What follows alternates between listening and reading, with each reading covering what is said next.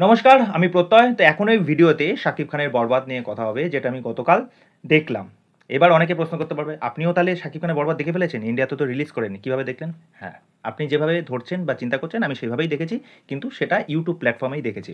গতকাল স্ক্রল করছিলাম, স্ক্রল করতে, করতে এরকম একটা পেজ আসে এবং সেখানে আমরা দেখি 'বরবাদ' ফুল এইচডি। আমি ভাবলাম সত্যি, সত্যি কিনা। আবার অনেক সময় থাকে না যে অডিও স্টোরি হিসেবে, তা দেখলাম বেরিয়ে গেছে।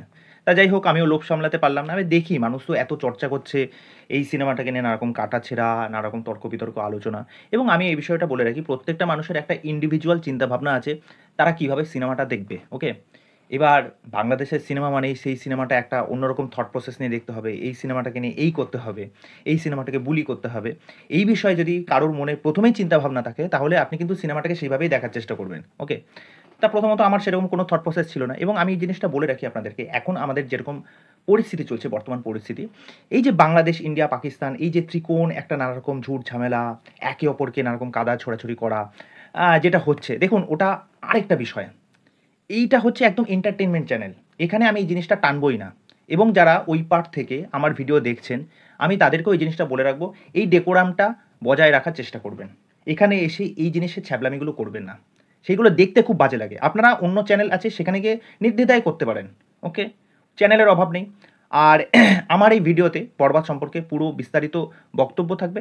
যদি কারো ভিডিওটা ভালো লেগে থাকে, আপনাদের মতামত জানাবেন। যদি ভিডিওটা ভালো না লাগে, আমার এই ভিডিও দেখার কারো প্রয়োজন নেই। আমার চ্যানেল সাবস্ক্রাইব করারও কারোর দরকার নেই, ওকে? এই জিনিসটা কিন্তু আপনাদেরকে প্রথমেই ক্লিয়ার করে দিলাম, যে ভালো বললেই যে আমার চ্যানেল সাবস্ক্রাইব করতে হবে। আপনি যে একবার সাবস্ক্রাইব করেছেন মানেই যে পরবর্তীতে আমার যেই সমস্ত ভিডিও আসবে সেগুলোও তো দেখবেন না। এটা কি কোনো গ্যারান্টি আছে? গ্যারান্টি তো নেই, ওকে? আর আনসাবস্ক্রাইব করলে তো সেটা আলাদা বিষয়। তা যাই হোক, পুরোটা আলোচনা থাকবে। তা প্রথমত বলে রাখি, ২৬ বছর ধরে একটা মানুষ বাংলাদেশের ফিল্ম ইন্ডাস্ট্রিতে এইভাবে রাজত্ব করে আসছেন। ইটস নট এ জোক, ওকে? প্রচণ্ড গরম পড়েছে, বুঝতে পারছেন তো? মানে রাত্রিবেলায় শ্যুট করছি, আমি যে ঘরটার মধ্যে শ্যুট করি একদমই ছোট। তাই এটা সত্যি, মানে এটা প্রশংসার দাবি রাখতেই হবে। কেননা যত সময় গেছে শাকিব খান নিজেকে যেভাবে পরিবর্তন করেছে, আর এরকম একটা নেগেটিভ শেড ক্যারেক্টার করা, সেটাকে বাস্তবায়িত করা এবং সেই চরিত্রটাকে ফুটিয়ে তোলা, মানে এখানে শাকিব খান যে নেগেটিভ শেড ক্যারেক্টারটা করেছে, সেটা হ্যাটস অফ। এই যে আরিয়ান মির্জা, যে এখানে যে গল্পটা বলছে 'বরবাদ', এর মূল বিষয়বস্তু, তার থিমটা কী? পাপ বাপকেও ছাড়ে না, তাই তো? কেননা এন্ডিংয়ে যেভাবে গল্পটা শেষ হচ্ছে, তা আপনারা তো গল্পটা সকলেই দেখে ফেলেছেন। গল্পটা সম্পর্কে আপনাদের প্রায় জলভাতের মতো মুখস্থ হয়ে গেছে, তাই না? কেননা অনেকে ২ বার, ৩ বার, ৫ বার, ৬ বার, বহুবার দেখেছেন। এটা নতুন করে আর বলার কিছু নেই, যে এমন তো না যে 'বরবাদ' কালকেই রিলিজ হয়েছে, আমি দেখলাম, আমি সেটা রিভিউ করলাম। কেননা এটা হচ্ছে অনেক দিন হয়ে গেছে।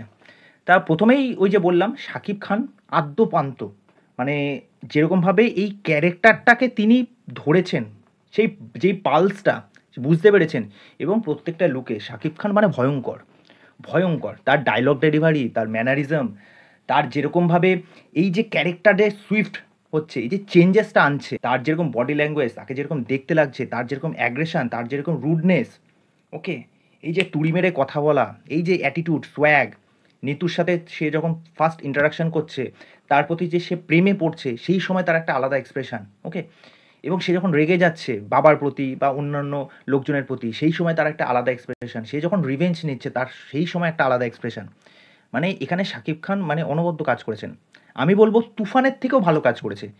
তুফান এর কাছে শিশু লাগছে। বরবাদ এবং তুফানের যদি তুলনা করা হয়, মানে সিনেমার তরফ থেকে যদি তুলনা করা হয়, তাহলে বলব তুফান কিচ্ছু না। তুফান হচ্ছে টিজার। তাহলে Shakib Khan fur, far better বরবাদে। মানে ১০০ গুণ ভালো। দুটো সিনেমার মানে আকাশ পাতাল তফাৎ। মানে তুফানে যেটা বলার চেষ্টা করেছিল, যে আমরা ভেবেছিলাম তুফানে একটা সেই টিজার বা ট্রেলারে আমরা দেখেইছিল যে বিরাট একটা অ্যাকশন কিছু থাকবে, কিন্তু যখন সিনেমা হলে সিনেমাটা দেখতে গেলাম, না ভাই সেরকম তো অ্যাকশন পেলাম না। এরকম একটা ব্যাপার আমাদের সাথে কি হয়ে গেল ওটা? কেননা আমাদের এখানে কল্যাণীতে তো এসেছিল, কিন্তু বরবাদ তো মানে আলাদা লেভেলেরই। এখানে মিশা সওদাগর, যিনি বাবার চরিত্রে অভিনয় করেছেন, তার অভিনয় কিন্তু সবসময় একটু লাউড হয়ে থাকে, তো তার এখানে বাবার চরিত্রটায় তিনি যেভাবে প্লে করেছেন, সেটা কিন্তু প্রশংসার দাবি রাখতে হবে, ওকে? এখানে যে নিতুর ক্যারেক্টারটা, মানে হচ্ছে ইধিকা, ইধিকা কিন্তু সত্যি এখানে ভালো পারফরমেন্স করেছে। মানে তার ক্যারেক্টারটা খুব সুন্দরভাবে লেখা হয়েছে, তিনি যেভাবে প্লে করেছেন, এবং গল্পটাকে কিন্তু টিপিক্যাল বাংলা সিনেমার হিসাবে কিন্তু ট্রিট করা হয়নি। এই যে প্রথমে যখন শাকিব খানকে আমরা দেখতে পাচ্ছি, যে তিনি পুলিশ ভ্যান থেকে কোর্টের দিকে যাচ্ছেন, এবং কোর্টের যে বিচারক, তিনি গল্পটাকে ন্যারেট করছেন যে আরিয়ান মির্জার ক্যারেক্টারটা কী। এবার তার মুখ থেকে কিন্তু আমরা পুরো গল্পটাকে দেখতে পাচ্ছি এবং শুনতে পাচ্ছি। যখন আদালতের বিচারক যখন গল্পটা বলছেন যে তার ক্যারেক্টারটা এরকম, তিনি ড্রাগ অ্যাডিক্ট, তিনি মেয়েদের সাথে এই করে থাকেন, কী করেছেন, তার লাইফ হিস্ট্রিটা পুরো আমাদের সামনে আমরা দেখতে পাচ্ছি। তিনি কী করেছেন, কোথা থেকে তার জার্নি শুরু হয়েছে। ওকে, এখানে সেই বিষয়টা খুব সুন্দরভাবে ফুটিয়ে তুলেছেন এই বিষয়টা। এবার এটা কিন্তু প্রথমত বা নতুনত্ব না, এরকম অনেক সিনেমাতেই হয়েছে, কিন্তু এটা বুঝতে হবে ডাইরেক্টর তো নতুন, ডাইরেক্টরের এটা ফার্স্ট কাজ। সুতরাং প্রথমেই এত সুন্দরভাবে গল্পের বুনটটাকে তৈরি করেছেন যে প্রথমেই ওই জিনিসটা খুব ভালো, মানে একটা ক্যাচি ব্যাপার চলে আসে যে হ্যাঁ এরকমভাবে স্টার্টিংটা নিচ্ছে, তারপরে আস্তে আস্তে এসে দেখাচ্ছে কী করছে, তার লাইফে কী চেঞ্জেস আসছে, কীভাবে এক একটা টুইস্ট অ্যান্ড টার্ন আসছে। ইন্টারভেল সেকশনটায় যেখানে ইদিকা পালের ওই ক্যারেক্টারটা এরকমভাবে চেঞ্জ হয়ে যাবে, ওই জায়গাটা একটা হালকা একটা ধাক্কা মতো লাগে, হ্যাঁ কী হলো, এই মেয়েটা তো আমরা এরকম তো ভাবিনি, এরকম হয়ে গেল। তারপরে সেকেন্ড হাফে যে ব্যাক স্টোরিটা দেখাচ্ছে যে কেন ইদিকা এই কাজটা করছে, ইদিকার পেছনে তো একটা কারণ আছে। কেননা ইদিকার, আপনারা সকলেই জানেন ইদিকার বাবার সাথে কী হয়েছিল, আপনারা তো সকলেই সিনেমাটা দেখেছেন, তো সেটা নতুন করে বলার কিছু নেই। তা যার দরুন কিন্তু পুরো ফ্যামিলিটাই আস্তে আস্তে আস্তে আস্তে পুরো ধ্বংসের পথে এগিয়ে গেল। তা সেই জন্যই কিন্তু প্রথমে কথাটা বলেছিলাম, পাপ ছাড়ে না বাপকে। ওকে, তা যাই হোক, সে তো নির্দ্বিধায় ভালোবেসেছিল। এবার যদি চলে আসি মানে যিশু সেনগুপ্তের কথায়, যিশু সেনগুপ্তকে এখানে সত্যি আমার সেরকমভাবে কিন্তু মানায়নি। মানে ফার্স্ট লুকটায় যখন তাকে প্রথমবার দেখছি, যখন এই যে পুলিশ স্টেশনে যখন গিয়ে ওই গাড়ির থেকে স্টেন গানটা নিয়ে বেরোচ্ছে, ওই লুকটাই কিন্তু যিশু সেনগুপ্তকে ভালো লাগছিল।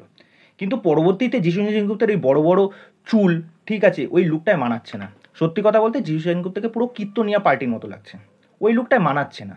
যিশু সেনগুপ্ত দেখুন ভিলেনের ক্যারেক্টারে ভয়ঙ্কর অভিনেতা, কিন্তু এখানে মনে হচ্ছে কি মানে শাকিব খানের পাশে তাকে ঠিক মানাচ্ছে না, মানে শাকিব খানের পাশে তাকে যেন বাচ্চা লাগছে, এরকম একটা ব্যাপার। মানে তার ভিলেনের ব্যাপারটা না আরও স্ট্রং হওয়ার দরকার ছিল।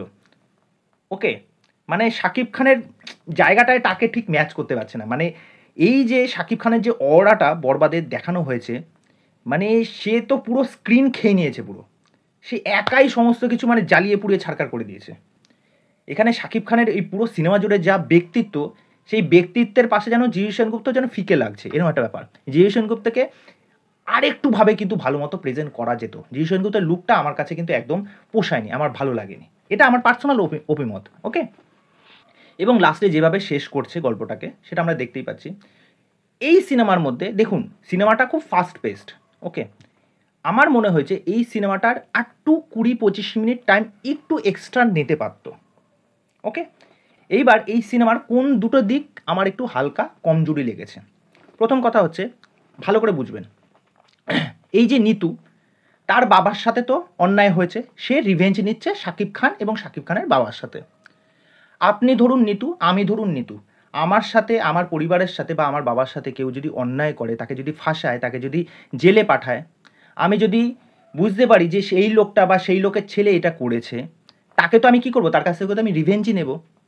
এমন তো হবে না যে পরবর্তীতে তার প্রেমে আমি গদগদভাবে পড়ে যাব, প্রেমে পুরো পাগল হয়ে যাব, সে যত পয়সারই মালিক হোক না কেন, সে কোটি টাকারই মালিক হোক না কেন। তুই তো আমার বাবার ক্ষতি করেছিস, আমার পরিবারের ক্ষতি করেছিস, আমার দিদির ক্ষতি করেছিস, আমি কেন তোর প্রেমে পড়তে যাব। এই যে লাস্টে যে ওই প্রেমটা দেখানো হচ্ছে, ওই জায়গাটা সত্যি বোকা বোকা, তাই না?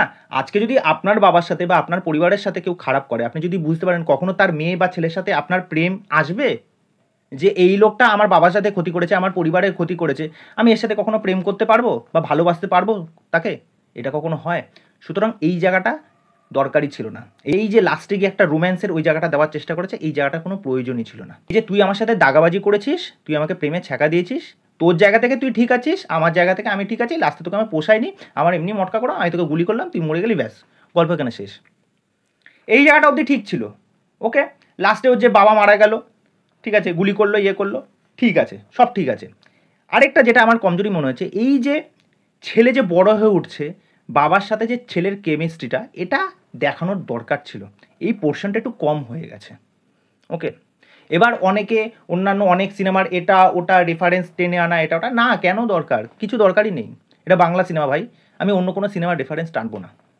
এবার এটা বুঝতে হবে, বাংলাদেশে এতকাল যাবৎ যে কটা সিনেমা বেরিয়েছে, ওকে, আমি তো তুফান দেখেছি, আমাদের যেহেতু এখানে এসেছিলো, তারপরে হচ্ছে ওই সিনেমাটা বলুন না, যেটা হচ্ছে যে হিন্দি অ্যাক্ট্রেসের সাথে এসেছিলো, আমার তো মনে করছে সোনাল চৌহানের সাথে, ওই সিনেমাটা তো সত্যি ভালো হয়নি, ওটা তো একদম বাজে হয়েছে। এটা শাকিব খানের এই রিসেন্টলি যে কটা সিনেমা বেরিয়েছে, আমি বলবো তার থেকে মানে 200 গুণ ভালো। এবং তিনি যে একটা ট্রেন্ড সেট করে দিল এবং যে পরিমাণ একটা ব্যবসা দিল এই সিনেমাটা, এটা মোটামুটি আরও ৫-১০ বছর ওখানকার মানুষ এই সিনেমাটাকে চিনে রাখবে যে এই সিনেমাটা শাকিব খানের কেরিয়ারে একটা বিরাট একটা কিছু একটা মাইলফলক তৈরি করে গেছে। এইটা আমার মনে হয়। তা যাই হোক, অনেকটাই বড় হয়ে গেল, বিস্তারিত হয়ে গেল। তা এই বিষয় নিয়ে আপনাদের কি মতামত সেটা অবশ্যই আমাকে কমেন্ট করে জানাবেন। ঘেমে নিয়ে একদম দগ্ধ। যাই হোক, চলুন তা আজকে এখানেই শেষ করছি। পরবর্তী ভিডিওতে আবার দেখা হচ্ছে। বাই।